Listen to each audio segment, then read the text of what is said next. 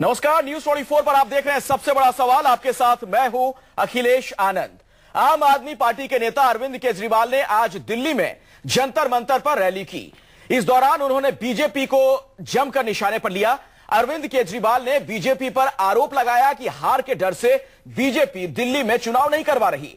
केजरीवाल ने मांग की दिल्ली विधानसभा को भंग कर जल्द से जल्द दिल्ली में चुनाव हो। ये वही अरविंद केजरीवाल हैं जिन्होंने जन लोकपाल के मुद्दे पर दिल्ली में अपनी सरकार की शहादत दे दी थी। उसके बाद 21 मई 2014 को दिल्ली के उपराज्यपाल से अपील की थी कि वो दिल्ली विधानसभा भंग ना करें। ऐसे में सवाल ये, अरविंद केजरीवाल अपनी सहूलियत के मुताबिक दिल्ली में चुनाव क्यों चाहते हैं? सवाल यह भी, बीजेपी चुनाव से क्यों भाग रही है?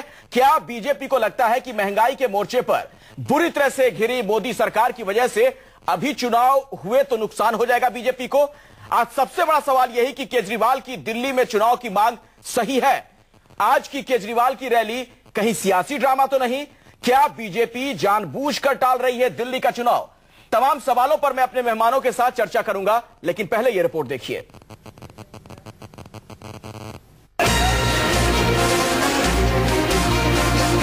वही दिल्ली का जंतर मंतर, वही सफेद टोपी, वही झंडा बैनर, वही कार्यकर्ताओं का हुजूम और वही नजारा जो केजरीवाल एंड कंपनी की पहचान रही है। लेकिन फर्क ये है कि इस बार जंतर मंतर पर लगी तख्तियों पर दिल्ली में दोबारा चुनाव करवाने के नारे लिखे हैं। यही बात मन से केजरीवाल भी कह रहे हैं। हम लोग एलजी साहब से और पुलिस कमिश्नर साहब से मिलने की कोशिश करेंगे। केजरीवाल को लगता है कि लोकसभा चुनाव में करारी हार का मरहम दिल्ली के चुनाव से हासिल किया जा सकता है, इसलिए वो दिल्ली में विधानसभा चुनाव में देरी का ठीकरा बीजेपी के सिर फोड़ रहे हैं। लेकिन बीजेपी इसे केजरीवाल की सियासी चाल कह रही है। हर रोज इनकी राजनीति बदलती है, आरोप के सिवा कोई एजेंडा नहीं है। दिल्ली से भागे बनारस की जनता ने उनको नहीं दिया कुछ, तो वहां से भागते वापस दिल्ली आए, यहां से कौशाम्बी चले गए। वो कंफ्यूज हैं, उनकी कोई राजनीति तर्कों पे आधारित ही नहीं है। बेशक केजरीवाल आज चुनाव की पैरवी कर रहे हैं, लेकिन ये वही केजरीवाल हैं जिन्होंने 6 महीने राजपाट छोड़कर दिल्ली की जनता को बिना सरकार के हवाले कर दिया था। ये वही केजरीवाल हैं जो पिछले महीने दिल्ली में चुनाव नहीं करवाने की भी पैरवी कर रहे थे। आज वही केजरीवाल दिल्ली की जनता की दुहाई देकर फिर से चुनाव की मांग कर रहे हैं, तो कांग्रेस भी उन्हें घेरने से पीछे नहीं है। ये एक तमाशा है जो रैली आज की है, क्योंकि जो मौका इनको मिला उसका जवाब ये नहीं दे सकते। जो वायदे इन्होंने करे चुनाव से पहले, उनको आने के बाद इन्होंने पूरा नहीं करा। इसलिए सबसे बड़ा सवाल है कि दिल्ली में विधानसभा चुनाव की मांग कर और इसके लिए रैली की राजनीति कर क्या केजरीवाल सियासी खेल कर रहे हैं? तो वोट बैंक तो बनाया कम से कम। Bureau report, news 24। और जरा गौर कीजिए, अरविंद केजरीवाल ने हफ्ते भर का अल्टीमेटम भी दे दिया है। यकीन मानिए आने वाले दिनों में दिल्ली का जो सियासी पारा है वो और ज्यादा गर्म होने वाला है। पॉलिटिकल डेवलपमेंट बहुत ज्यादा देखने को मिल रहे हैं दिल्ली में। पूरे मसले पर मैं बातचीत करूंगा। कई खास मेहमान मेरे साथ मौजूद हैं। सबसे पहले अपने मेहमानों से मैं दर्शकों का तारुफ करवा दूं। विजेंदर गुप्ता भारतीय जनता पार्टी के वरिष्ठ नेता मेरे साथ जुड़ चुके हैं। आलोक शर्मा जी स्टूडियो में मौजूद हैं, कांग्रेस के नेता। राघव चड्ढा आम आदमी पार्टी के नेता भी हमारे साथ मौजूद हैं, और विनोद अग्निहोत्री साहब हमारे साथ स्टूडियो में हैं, सीनियर जर्नलिस्ट हैं। आप तमाम मेहमानों का स्वागत है। और पहला सवाल विजेंदर गुप्ता जी आपसे है, आप लोग क्यों नहीं चाह रहे हैं कि दिल्ली में चुनाव हो? देखिए, ये आरोप जो आम आदमी पार्टी लगा रही है जी निराधार है, और मैं एक प्रकार से कह सकता हूं कि एक फ्रस्ट्रेशन है, क्योंकि ये पॉलिटिकल अनएम्प्लॉयमेंट से गुजर रहे हैं और अभी तक अपनी ये स्ट्रेटेजी तय नहीं कर पाए कि इनको करना क्या। आज जो हुआ वहां पर हरियाणा के लोगों ने आकर के जो विरोध दर्ज किया। एक बात मैं बता दूं, अपनी बात आप रखिएगा। अरविंद केजरीवाल ने कहा है कि आप लोगों ने इंटरनल सर्वे करवाया है और आपको लग रहा है कि आप हारने वाले हैं दिल्ली में, इसीलिए चुनाव को टाल रहे हैं। देखिए, एक बात तो तय है कि ये जो पार्टी है ये ग्रुप ऑफ लायर्स है। बेसिकली झूठ बोलना इनका सैद्धांतिक जो है वो इसका पक्ष है इनकी पार्टी का, क्योंकि उधर अदालत में माफी मांगते हैं और जनता के बीच में मामले में गुमराह करते हैं। राघव, क्या आप लोग वाराणसी में जाकर के राघव चड्ढा है मेरे साथ, वो आपको जवाब देंगे। आम आदमी पार्टी के नेता। झूठ बोलना इनकी फितरत है। राघव चड्ढा जी, क्या झूठ बोल रहे हैं आप लोग? झूठे लोगों का साफ तौर पे नजर आ रहा है, समूह है। साफ तौर पे नजर आ रहा है कि किस तरीके से आप किस तरीके से आप विजेंद्र जी से एक सवाल पूछ रहे हैं कि आप दिल्ली में चुनाव क्यों नहीं करा रहे हैं, परंतु उनके पास इसका कोई भी जवाब नहीं है और वो तमाम इधर उधर की बातें कर रहे हैं। मेरे पास हर चीज का जवाब है। अगर भारतीय जनता पार्टी क्यों नहीं चुनाव करा रही है? भारतीय जनता पार्टी चुनाव इसलिए नहीं करा रही है क्योंकि भारतीय जनता पार्टी डरी हुई है कि कहीं दिल्ली में वो हार ना जाए। वो इसलिए नहीं चुनाव करा रही है क्योंकि उनका इंटरनल सर्वे हुआ है जिसमें यह दिखाया गया है कि आम आदमी पार्टी को 55 से 60% वोट मिल रहा है। वो चुनाव इसलिए नहीं करा रही है क्योंकि आम आदमी आज सड़क पर चलता हुआ आम आदमी ये मान चुका है कि नरेंद्र मोदी जी को जो उन्होंने वोट दिया वो धोखा हुआ उनके साथ। आपको जानकारी कैसे मिल गई? सर्वे तो आप लोग राघव किया करते थे, बीजेपी वाले भी सर्वे करने लगे, कैसे पता चला आप लोग? ये तमाम सूत्रों से आप तो पत्रकार हैं, आप तो जानते हैं कि पत्रकारिता में अपने सर्वे में क्या है? वो सारी खबरें इधर बताते हैं, हमारी खबरें भी बाहर आती हैं, उनकी भी आती हैं। तो तमाम जर्नल्स में आया है कि किस तरीके से खरीद फिरोख्त कर रहे हैं, किस तरीके से ये घबराए हुए हैं, किस तरीके से चुनावों से भाग रहे हैं। सवाल पूछा है, लिख कर दे दिया एलजी को कि हम सरकार नहीं बना सकते। कांग्रेस ने लिखकर दे दिया एलजी को कि वो सरकार नहीं बना सकते। तो भारतीय जनता पार्टी क्यों नहीं होम मिनिस्ट्री से द्वारा? एक सवाल विजेंद्र गुप्ता जी ने बीच में पूछ दिया, जब अपनी बात आप रख रहे थे, उन्होंने कहा कि आपके सर्वे में क्या है? विजेंद्र गुप्ता जी, मैं बता दूं, आज अरविंद केजरीवाल ने इसका जिक्र किया है कि अभी अगर दिल्ली में चुनाव हो गया तो 40 सीटें आएंगी आम आदमी पार्टी को।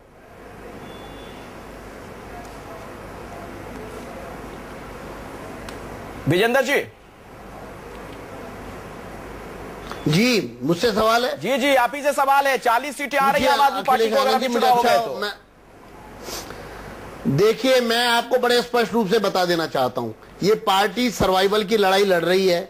इनकी ये राह से भटक गए हैं, इनको मालूम ही नहीं है हमको करना क्या है। क्योंकि जब ये वाराणसी में गए थे, मैं वहीं से बात शुरू करता हूं, तो ये बोला गया था केजरीवाल ने कि मैं बार बार यहाँ आता रहूंगा। वो वाराणसी कितनी बार गए? या वो वाराणसी जाना चाहते हैं, देश की राजनीति करना चाहते हैं, या दिल्ली की?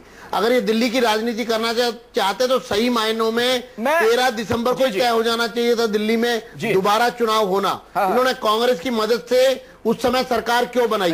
और जब सरकार बना ली तो 49 दिन में ये सरकार छोड़कर क्यों भाग गए?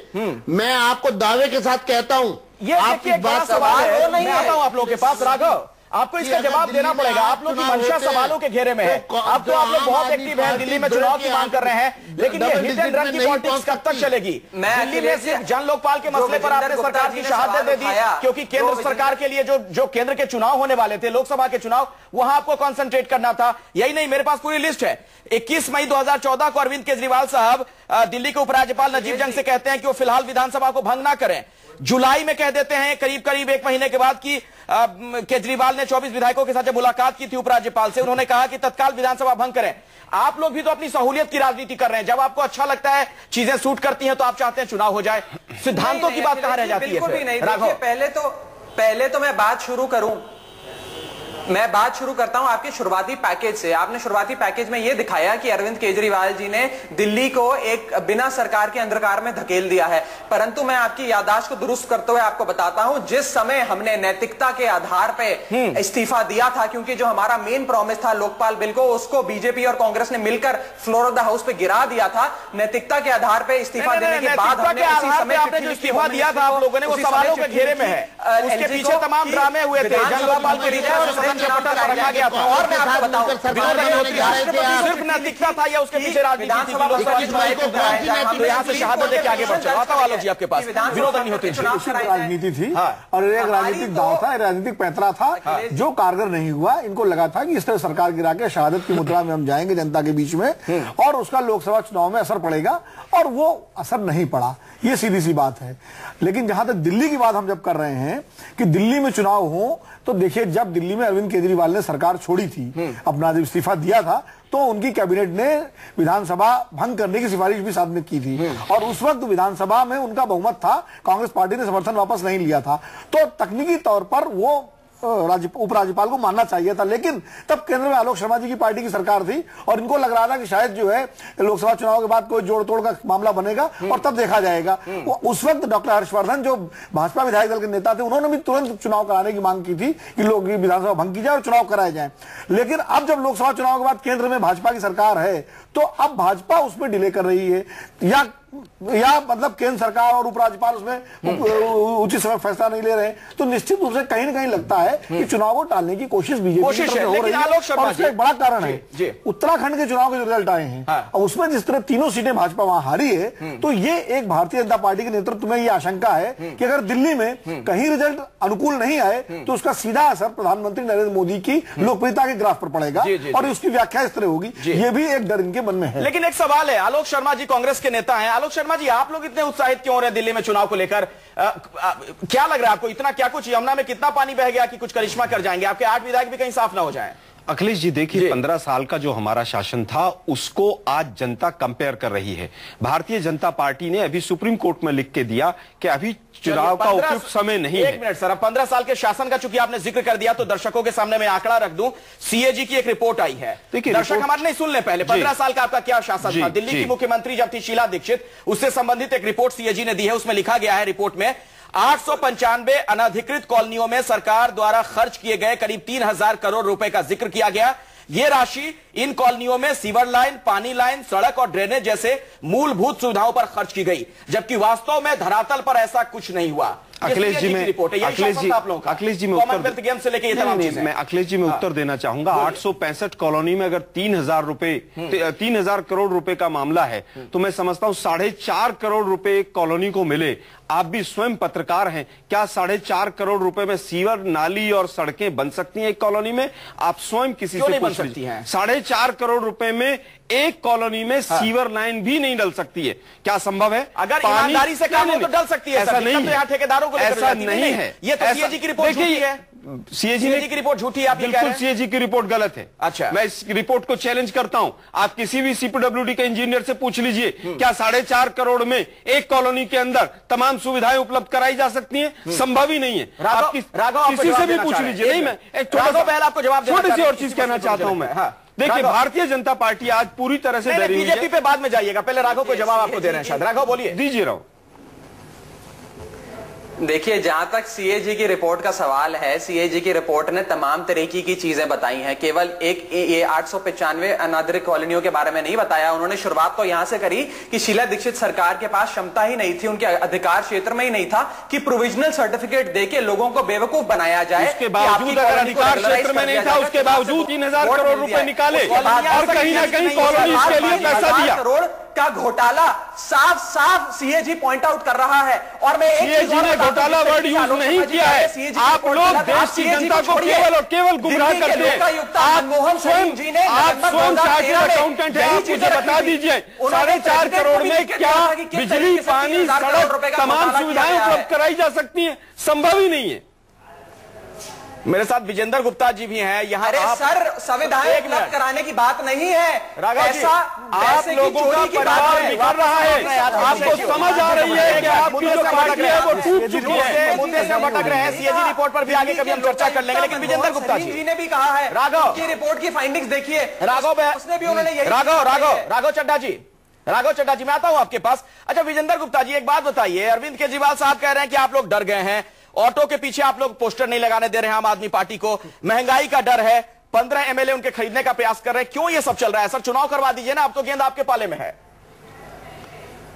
एक बात तो मैं आपको स्पष्ट रूप से बता दूं जी, जो भी आज परिस्थिति है वो संवैधानिक व्यवस्था से है। दूसरा, इसकी जिम्मेदारी, आज की स्थिति के लिए सीधी जिम्मेदारी आम आदमी पार्टी की है। तीसरा, भारतीय जनता पार्टी की तरफ से तो 12 दिसंबर को ही जब ये कह दिया गया था सिंगल लार्जेस्ट पार्टी होने के बाद भी कि हमारे पास बहुमत नहीं है, उसी समय यूपीए की सरकार को और उपराज्यपाल को फैसला करना चाहिए था। चलिए ठीक है, लेकिन उसके बावजूद सरकार ने फैसला नहीं किया, मैं मानता हूं। कांग्रेस के, एक मिनट विजेंद्र जी, लेकिन अब तो आपकी सरकार है, फैसला कर लीजिए। दूसरा, चुनाव तो होना ही है, चुनाव को कौन रोक सकता है? किस बात की नोटंकी हो रही है ये? फिर वीरेंद्र जी, आपके नेता क्यों कहते हैं कि हमारे पास संख्या है? फिर आपके नेता क्यों कहते हैं कि तमाम ऑप्शंस खुले हुए हैं? आपके प्रदेश अध्यक्ष क्यों कहते हैं कि हम अगर मौका मिलेगा एलजी साहब बुलाएंगे तो हम उस पर विचार करेंगे? दो तरह की बातें क्यों विजेंद्र गुप्ता जी? देखिए, हमारा स्पष्ट कहना है, उपराज्यपाल एक संवैधानिक व्यवस्था है। आप बात को घुमा रहे हैं। मैंने पूछा आपके प्रदेश अध्यक्ष ने ऐसा क्यों कहा कि अगर एलजी साहब बुलाएंगे तो हम उस पर विचार करेंगे? मैं एक बात बहुत स्पष्ट रूप से आपसे कहना चाहता हूं, आप स्पष्ट तो कुछ भी नहीं कर रहे। पार्टी की फरवरी में, मार्च में, अप्रैल में जी जितने भी बयान भारतीय जनता पार्टी ने दिए हैं उसमें से आप दिखाइए। हमने तब भी कहा था कि उपराज्यपाल का विशेषाधिकार है, वो हम यही जानना चाह रहे हैं कि मार्च के बाद विजेंद्र जी क्यों बदली है? प्रभात झा जी का विजेंद्र जी, लेकिन सतीश उपाध्याय जैसे ही दिल्ली प्रदेश के अध्यक्ष बने भारतीय जनता पार्टी के, उन्होंने क्यों कह दिया फिर कि कुछ दिनों में वो तय करेंगे दिल्ली में चुनाव हो कि ना हो? कांग्रेस के साथ सरकार बनाने की संभावना को आप लोग क्यों फिर से टटोलने लगे? नहीं कहते। मैं आपको बड़े स्पष्ट रूप से कह दूं, हमारे पास नंबर नहीं है। नंबर नहीं है तो विधानसभा को हम क्यों नहीं कर रहे हैं? विनोद जी एक बात समझ से बाहर है। विनोद अग्निहोत्री जी, तमाम दल के नेता कह रहे हैं उनके पास नंबर नहीं, तो हॉर्स ट्रेडिंग को कौन बढ़ावा दे रहा है? बैठी है, नंबर नहीं है, लेकिन फिर भी स्थिति वही है कि चुनाव नहीं हो रहे हैं। देखिए क्या है, बीजेपी को ये डर तो नहीं है सर, महंगाई के मोर्चे पर बुरी तरह से नरेंद्र मोदी साहब गिरे हुए हैं, केंद्र की सरकार, अभी चुनाव हो गए तो नुकसान ना हो जाए दिल्ली में। निश्चित डर तो है। डिले टैक्टिस से मानते हैं विनोद जी आप? ये देखिए, ये अब देखिए क्या है कि उत्तराखंड के चुनाव ने इस डर को और नतीजों ने, उपचुनाव नतीजों और डर बढ़ा दिया। लेकिन अब ये इंतजार कर रहे हैं महाराष्ट्र, हरियाणा और झारखंड विधानसभा चुनाव होने का। वहां भारतीय जनता पार्टी को उम्मीद है कि कुछ अच्छे नतीजे आएंगे, इनको लग रहा है। उसके बाद ये दिल्ली विधानसभा के चुनाव में अगर जाएंगे तो शायद इनके लिए मुफीद स्थिति हो, अनुकूल स्थिति। एक तो ये रणनीति है। दूसरा, अभी बिहार विधानसभा के उपचुनाव होने हैं 10 सीटों के। वहां जो महागठजोड़ हुआ है लालू, नीतीश और कांग्रेस का, वो किस हद तक चुनौती दे पाता है, वहां के परिणामों का इंतजार करेंगे। ये सारे आकलन जो है भारतीय जनता पार्टी का शीर्ष नेतृत्व कर रहा है। उसके बाद दिल्ली के बारे में फैसला करेंगे। एक बात। दूसरी बात, आपने बड़ा अच्छा सवाल पूछा था कि जब सबके पास नंबर नहीं है, कांग्रेस के पास तो है ही नहीं, आम आदमी पार्टी के पास भी नहीं है, भाजपा के पास भी नहीं है, तो फिर ये सरकार बनाने के लिए गठजोड़ और जोड़ तोड़ क्यों हो रही है, या इस तरह की कोशिश क्यों हो रही है? निश्चित रूप से भारतीय जनता पार्टी में विजेंद्र जी हमारे बहुत पुराने मित्र हैं और बड़े जमीनी नेता हैं। ये जानते हैं कि विधायक जो भी होता है, जो चुन के आता है वो चुनाव नहीं चाहता है, वो किसी भी पार्टी का हो। कांग्रेस के विधायक भी चुनाव नहीं चाहते, और अंदर की बात तो यह है कि आम आदमी पार्टी के विधायक भी चुनाव नहीं चाहते, नेतृत्व तो चुनाव चाहता है, और भारतीय जनता पार्टी के विधायक भी चुनाव नहीं चाहते। तो विधायकों के बीच में जरूर एक ये रहती है चर्चा कि यार किसी तरह सरकार बन जाए, चाहे वो, इसीलिए एक मूव हुआ था कि कांग्रेस के कुछ विधायक जो है वो भारतीय जनता पार्टी के नेताओं से मिले, चलिए एक बार अकाली दल में शामिल हो जाए। ये तमाम गणित जो है चलती रहती है। जी राघव, एक सवाल है आपसे। आप लोग जिस तरीके से दिल्ली की सरकार छोड़कर चलते बने थे, लोकसभा चुनाव में कूद पड़े थे, और अब एकाएक एक्टिव हो गए हैं। कहा यह भी जा रहा है कि अरविंद केजरीवाल के सामने पॉलिटिकली डू और डाई की सिचुएशन है। ऐसे में दिल्ली को अब वो एक बड़े बैटल ग्राउंड के तौर पर ले रहे हैं, इसीलिए आप लोग इतने एक्टिव हो गए हैं। देखिए, पॉलिटिकल डू और डाई की सिचुएशन कहां है मुझे समझ नहीं आती। दिल्ली में हमारा वोट शेयर लोकसभा में 5% बढ़ा है विधानसभा के कंपैरिजन में। पंजाब में हमें ब्रेक थ्रू मिला है, 4 एमपीज बने हैं। पंजाब का इलेक्शन आने वाला है, बाई इलेक्शन, आप उसके रिजल्ट देखिएगा तो हमारी तो दिन दुगनी रात चौगुनी तरक्की हो रही है। राघव चड्ढा जी, दिल्ली जो आपकी प्रयोगशाला थी, वहां पे क्या हुआ? बात है, मैं आपको बता दूं, मैं दिल्ली की बात ही कर रहा हूं। देखिए, दिल्ली में हमारा वोट शेयर 5% बढ़ा है। हमारा विधानसभा के टाइम पे 29% था, लोकसभा में 34% है। और अगर आप विधानसभा और लोकसभा के रिजल्ट्स उठा के देखें तो कांग्रेस का तो सुपड़ा साफ हो चुका है। कांग्रेस दिल्ली प्रदेश की राजनीति के लिए अप्रासंगिक हो गई है, तो सीधी फाइट बीजेपी और आम आदमी पार्टी में है। अब मेरा सवाल यह है कि क्यों जब आम आदमी पार्टी और कांग्रेस दोनों ने अपने लिखित में एलजी को दे दिया कि हम सरकार नहीं बना सकते, हम किसी का ना समर्थन ले रहे हैं ना दे रहे हैं, तो एलजी क्यों नहीं विधानसभा को भंग कर रहे? और यदि इस विंडो को बढ़ाए रखा, अगर विधानसभा को ना भंग करके इसी तरीके से चलाए रखा, तो मैं आपको ये बता रहा हूं, ये खरीद फरोख्त की राजनीति को बढ़ावा देने वाली बात है। अच्छा, एक बात बताइए राघव, हत्या के, ठीक है राघव, मुझे जरा ये बताइए, कहा जाएगा राघव चड्ढा जी, आप लोग कई सर्वे करते हैं, आपका लेटेस्ट सर्वे क्या कह रहा है? कार्य होगा। राघव चड्ढा जी, आपका जो लेटेस्ट सर्वे है क्या कह रहा है दिल्ली को लेकर? हमारा लेटेस्ट सर्वे, हमारा 25 दिन पुराना सर्वे मैं आपको बताता हूं। आम आदमी पार्टी को 53% वोट और बीजेपी को 30% वोट, ये हमारा सर्वे कह रहा है। और सूत्रों के हवालों से जो खबर आ रही है कि भारतीय जनता पार्टी का इंटरनल सर्वे आम आदमी पार्टी को 60% वोट और भारतीय जनता पार्टी को 35 से 40% वोट दे रहा है। मतलब राघव, आप ये कह रहे हैं कि बीजेपी का सर्वे आपको ज्यादा वोट दे रहा है? दिल्ली की राजनीति से सुपड़ा ना साफ हो जाए और मोदी लहर और मोदी जी के नाम पे, विजेंद्र जी, आपका सर्वे तो आम आदमी पार्टी को ज्यादा वोट दे रहा है, इसीलिए चुनाव से भाग रहे हैं। जी विजेंद्र जी, और आपके सर्वे की जानकारी आम आदमी पार्टी को है इंटरनल सर्वे आपका? वो नहीं, पहले तो इनका सर्वे तो कम वोट दिखा रहा है इनकी, और हमारा वोट सर्वे इनकी वोट ज्यादा दिखा रहा है। जी वही पहली बात तो बड़ी स्पष्ट है। भारतीय जनता, मैं आपको ऑन रिकॉर्ड बता रहा हूँ, जो सर्वे है विधिवत बता रहा हूँ, और एक जिम्मेदार पार्टी का कार्यकर्ता होने के नाते आपको बता रहा हूं, भारतीय जनता पार्टी ने कोई सर्वे नहीं कराया है। अच्छा, ये झूठ बोलना इनकी फितरत में है और ये लोगों को मिसगाइड करना इनकी फितरत में। दूसरा, जो सर्वे इन्होंने कराया है, जो ये खुद बता रहे हैं, वो भी झूठ की पूरी बिसात पर है। मैं चाहूंगा जो इन्होंने सर्वे कराया उसका एक डाटाबेस, क्योंकि ये तो बहुत पारदर्शिता की बात करते हैं, उसको करेंगे क्या, सार्वजनिक करेंगे राघव उसको, या आप लोग लोगों को देखना चाहते हैं? राघव, ऐसा अगर चुनौती देते हैं तो सर्वे को चुनौती देते हैं। अखिलेश जी, अगर इनके फेवर में 53% आया है, मैं इनको चुनौती देता हूँ। नेता है, आप लाए जनता के सामने सारे फैक्ट। विजेंद्र जी बड़े वरिष्ठ, जब ये औरों से कहते हैं कि पूरा रॉ डाटा दीजिए, हम इनसे मांग करते हैं रॉ डाटा दीजिए। आपके दर्शकों को भी याद करा दूं कि टाइम्स ऑफ इंडिया में खबर छपी थी, सर मेरे को बात कर रखने दे, टाइम्स ऑफ इंडिया में खबर छपी थी जिसमें ये लिखा था कि आरएसएस ने दिल्ली के प्रदेश की राजनीतिक स्थिति का आगमन करने के लिए और उसका विश्लेषण करने के लिए एक सर्वे कराया। ये टाइम्स ऑफ इंडिया की खबर है। अच्छा ठीक है, खबर पे मत जाइए राघव, चूंकि सर्वे पे बहुत चर्चा हो गई। खबर पे मत जाइए। एक मिनट मेरा सवाल सुन लीजिए राघव जी, चूंकि सर्वे पे बहुत ज्यादा आप लोग बोल चुके हैं, मेरा एक सवाल है, सर्वे के भरोसे आप लोग कब तक राजनीति करेंगे? सिद्धांतों की राजनीति कीजिए। जब आपको लगता है स्थितियां मुफीद हैं सर्वे के मुताबिक, तो आप चुनाव में जाना चाहते हैं। 21 मई 2014 को क्यों नहीं जाना चाहते थे चुनाव में, राघव चड्ढा? नहीं, देखिए हम ऐसी राजनीति कतई भी नहीं करते। हमारा शुरू से स्टैंड रहा है कि दिल्ली विधानसभा को भंग करा जाए और फ्रेश चुनाव कराए जाए। दिल्ली की जनता को हक होना चाहिए एक लोकतांत्रिक चुनी हुई सरकार। आलोक शर्मा बहुत देर से कुछ कहना चाह रहा है, भारतीय जनता पार्टी जीती है तो भारतीय जनता पार्टी आएगी, कांग्रेस के नेता को भी सुन लीजिए, ना करा जाए, उनको अंधकार में ना धकेला जाए। कांग्रेस के नेता आलोक शर्मा बहुत देर से कुछ कहना चाह रहे हैं, शायद इनके पास भी कोई सर्वे हो। आलोक जी बताइए। देखिए, हमारे पास कोई सर्वे नहीं है, लेकिन इतना अवश्य है कि दिल्ली के अंदर कांग्रेस का ग्राफ बढ़ रहा है, जिससे दोनों पार्टियां घबराई हुई हैं। अच्छा, आप लोगों का ग्राफ बढ़ रहा है, आम आदमी पार्टी बीजेपी दोनों से ज्यादा। आम आदमी पार्टी तो अपनी घर को संभाल ले, कुनबे को यही मुश्किल हो रहा है। वो चाहते हैं कि जल्द से जल्द चुनाव हो, कहीं पार्टी के 2-3 टुकड़े ना हो जाएं। भारतीय जनता पार्टी, आप देखिए, कॉर्पोरेशन के ऊपर पिछले 15 दिन के अंदर हाई कोर्ट ने 2 स्टेटमेंट्स दिए हैं कि किस तरह से कॉर्पोरेशन काम कर रही है। भारतीय जनता पार्टी चुनाव नहीं चाहती है, इसीलिए इन्होंने सुप्रीम कोर्ट के अंदर हलफनामा दिया है कि ये उपयुक्त समय नहीं है। पार्टी केजरीवाल जो है वो पूरी तरह से अपने कुनबे को बचाने के लिए किसी भी तरह से चुनाव चाहती है जल्द से जल्द। और पार्टी केजरीवाल तमाम अपने वादों से, कौन चुनाव चाहता है कौन नहीं चाहता, हमेशा मुकर दिया है। कौन कर रहा है? नहीं, मेरा एक सवाल है विनोद अग्निहोत्री जी से, दिल्ली की जनता को कौन गुमराह बचा रहे हैं? देखिए, दिल्ली की जनता को मुझे लगता है कि तीनों पार्टियां जो है वो अपने अपने हिसाब से दिल्ली की जनता को लेकर के स्टैंड बदलती रहती हैं। पर्दे के पीछे सरकार बनाने की कोशिश सब कर रहे हैं, भारतीय जनता पार्टी भी कर रही है।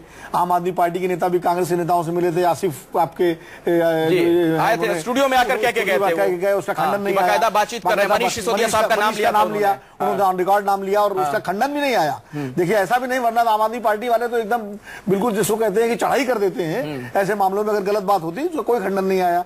तो इसलिए जो है पर्दे के पीछे कोशिश ये हो रही है कि कांग्रेस और आम आदमी पार्टी की मिलीजुली सरकार बन जाए। भारतीय जनता पार्टी कोशिश कर रही है कि कुछ विधायक इधर आ जाएं, तो कांग्रेस के आ जाएं या आम आदमी पार्टी, मतलब वो भी चल रहा है। और पोस्चरिंग ये ली जा रही है कि हम सब चुनाव चाहते हैं, हम सब चुनाव चाहते हैं। तो भैया, जब चुनाव चाहते हैं चुनाव करा दो। जब भाजपा भी चुनाव चाहती है, कांग्रेस भी चुनाव चाहती है और आम आदमी पार्टी तो डिमांड कर रही है, तो करा दो चुनाव। लेकिन असली मुद्दा देखिए क्या है, दिल्ली की जनता को क्या चाहिए? दिल्ली की जनता को जो है निश्चित रूप से सरकार चाहिए। दिल्ली की जनता को सरकार चाहिए, ठीक है। एक सवाल आप तीनों से, एक ही सवाल है, बारी बारी से मैं चाहूंगा। राघव चड्ढा, पहले आपके पास में आ रहा हूं, कब चाहते हैं कि दिल्ली में आप चुनाव हो? राघव, देखिए, मैं आपको बहुत स्पष्ट तौर पे अंदर की बात बताता हूं। हमारे लिए तो अखिलेश जी उतना अच्छा है जितना ये डिले करते जाएं, क्योंकि भारतीय जनता पार्टी का ग्राफ डाउन जा रहा है।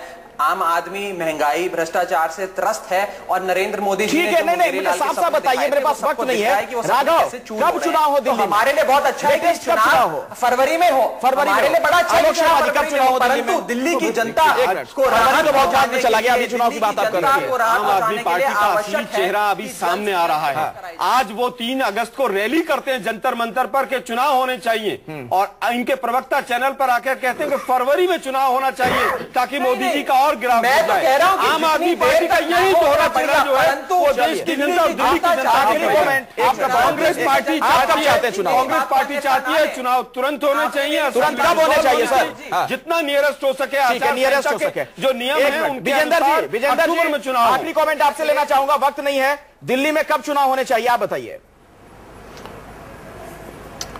अखिलेश आनंद जी, हमारा ये कहना है कि दिल्ली में चुनाव निश्चित है और समय का निर्धारण उपराज्यपाल को करना है। लेकिन आप बता सकते हैं ना, एक minute sir, Bharatiya Janata party के नेता हैं, दिल्ली की जनता आपको सुन रही है, आप कब चाहते हैं चुनाव ये बता दीजिए। वो बाकी चीजें आप छोड़िए, संवैधानिक स्थिति क्या है आप ये बताइए, दिल्ली में कब चुनाव कि हमारे चुनाव जब उपराज्यपाल चाहें जल्द से जल्द चुनाव होना, मतलब उपराज्यपाल के पाले में गेंद आप डाल रहे हैं खुलकर, आप अभी भी कुछ कहने को तैयार नहीं है। विजेंद्र जी आप आखिरी कमेंट सर। विजेंद्र जी आप राजनीतिक नेता है, राजनीतिक व्यक्ति, आपको मालूम है उपराज्यपाल कब चाहेंगे, उपराज्यपाल क्या चाहेंगे जब केंद्र की सरकार। मेरे पास वक्त इतना ही है, वक्त इतना ही। आप तमाम मेहमानों का इस चर्चा में शिरकत करने के लिए बहुत बहुत शुक्रिया।